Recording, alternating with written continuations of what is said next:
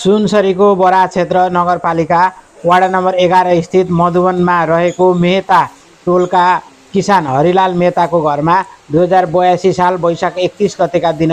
एउटा गाईले बाछी जन्माएको थियो। तेस्रो बेद ब्याएको उक्त गाईले जन्माएको बाछीको फाँचो एकाएक बढ्नुका साथै अस्वाभाविक रूपमा बढेर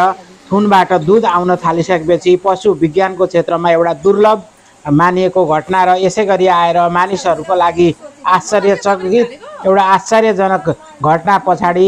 आज 11 दिन पुगेको उक्त बाछी हेर्नको लागि स्थानीयका साथै टाढा टाढाबाट मानिसहरूको बाक्लो घुइँचो लाग्न थालेको छ भने हजारौँ मानिसहरूले उक्त गाईको बाछीलाई कामधेनुको रूपमा, कसैले लक्ष्मी माताको रूपमा र कसैले महालक्ष्मीका रूपमा लिएर पूजाआजा समेत गरेर भेटीघाटी चढाउने क्रम बाक्लिएको छ। मधुवन 11 मधुवनमा रहेको मेहताको घरमा मानिसहरूको बाक्लो आउजाउ, भिड र सवारी साधनहरूको समेत खचाखच भरिन थालिसकेपछि अहिले मेहता परिवारलाई उक्त बाछीलाई जोगाउन र उक्त बाछीको हेरचाह र रेखदेख गर्नको लागि धौधौ परेको छ। बिहान उज्यालो भएदेखि साँझ अबेरसम्म मानिसहरूको बाक्लो रूपमा टाढा टाढाबाट सुनसरी जिल्लाबाट मात्रै नभएर सप्तरी, मोरङ र छिमेकी मुलुक भारतका विभिन्न गाउँबाडाहरू समेत बाक्लो रूपमा मानिसहरू आउजाउ गर्न थालेका छन् भने यसै गरी सामाजिक सञ्जाल प्रयोगकर्ताहरू, यसै गरी टिकटक बनाउनेहरू, युट्युबरहरू र विभिन्न फोटो खिच्नेहरूका साथसाथै यस सम्बन्धी अध्ययन गर्ने विद्यार्थीहरू समेत यहाँ बाक्लो रूपमा आउजाउ गर्न थालेको भेटिएको छ। आज 11 दिन पुगेको बाछीको फाँचो अझै अस्वाभाविक रूपमा बढ्दै गएको र आज बिहान मात्रै धेरै थुन टन्किएपछि, थुनबाट दुध आफै बग्न थालेपछि केही दुध दुहेर उक्त बाछीको गानिएको थुनलाई अलिकति केही आराम मिलेको हरिलाल मेहताका छोरा जयप्रकाश मेहताले जानकारी दिएका छन्। र बिहानको समयमा आज 11औं दिनको दिन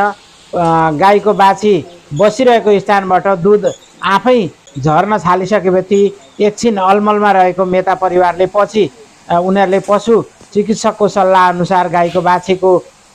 दुध दुहिदिएको जनाएका छन् र मानिसहरू यसै गरी हामीले भिडियोमा देखिरहेका छौँ भेटीघाटी चढाएर, पैसा चढाएर, फुल अक्षता चढाएर मानिसहरूले ढोग्ने र यसरी धेरैजना मानिसहरूले बाक्लो भिड लाग्ने गरेको यहाँ दृश्यमा देखे जस्तै मानिसहरू बिहानदेखि साँझ अबेरसम्म यो 6 दिनदेखि जब यो सामाजिक सञ्जालमा यो भिडियोहरू भाइरल हुन थाल्यो त्यसपछि मेहता परिवारमा मानिसहरूको यसै गरी बाक्लो भिड लाग्न थालेको बताइएको छ र मानिसहरूले यो गाईको बाछीले 6 दिनको दिनदेखि दुध दिएको घटना सुनिसकेपछि सबैजनाले कस्तो बाछी छ, कस्तो अवस्थामा छ, त्यसको स्वास्थ्य कस्तो छ भनेर समेत मानिसहरूलाई कौतुलता जाग्नुको साथै यस विषयलाई एकचोटि हेर्नको लागि भए पनि त्यहाँ पुग्नको लागि मानिसहरू चाहिँ आउजाउ गर्ने क्रम दिनादिन बढिरहेको छ र यस घटनाको विषयलाई लिएर सामाजिक सञ्जाल का प्रयोगकर्ताहरू साथसाथै युट्युबरहरू भारतदेखि समेत आउन थालेका छन् र नेपालका विभिन्न भागबाट युट्युबरहरू बाक्लो रूपमा आउने जाने गरेको समेत जनाएको छ र मानिसहरूले यस बाछीको मूत्र समेत, गौतलाई समेत एउटा प्रसादको रूपमा लिएर गौत लैजाने र गौतबाट आफ्नो अर्चना गर्ने समेत गरिरहेका छन् र अधिकांश आउने मान्छेहरूले ढोगेर फुलपाती चढाउनुको साथै पैसा समेत चढाउने गरेका छन् र घरमा रहेका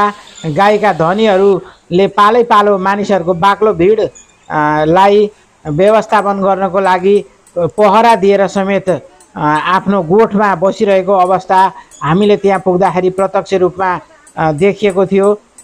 र यो घटनाको विषयलाई लिएर विभिन्न मानिसहरूले विभिन्न अड्कलबाजी गर्दै यो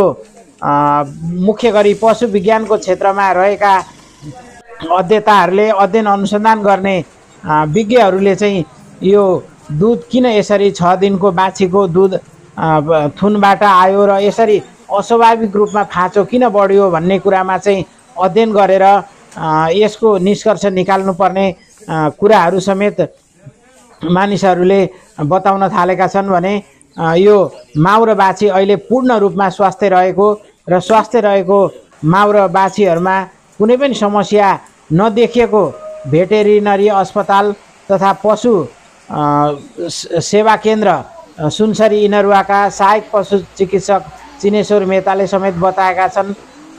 सहायक पशु चिकित्सक चिनेश्वर मेहताले अब भेटेरिनरी अस्पताल तथा पशु सेवा विज्ञ केन्द्र कार्यालयबाट एउटा पशु चिकित्सकहरूको टोलीले गाईको बारेमा गएर अध्ययन गर्ने र के भएको हो भन्ने कुराको बारेमा अनुसन्धानबाट मात्रै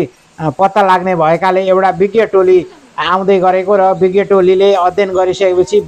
विज्ञ टोलीले तयार पारेको अध्ययनको निष्कर्षको आधारमा मात्रै किन 6 दिनको बाछीको चाहिँ फाँचो एकाएक बढ्यो र थुनबाट दुध आयो भन्ने कुराको बारेमा निर्गोल गरेर भन्न सकिने कुरा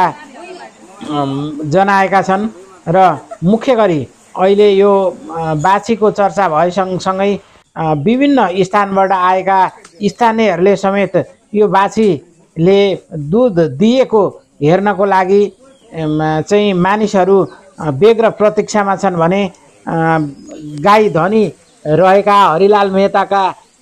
छोरा जयप्रकाश मेहता र बुहारीले समेत बिहानको समयमा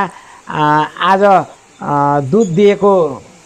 बाछीबाट दुध आएको जनाएका छन्।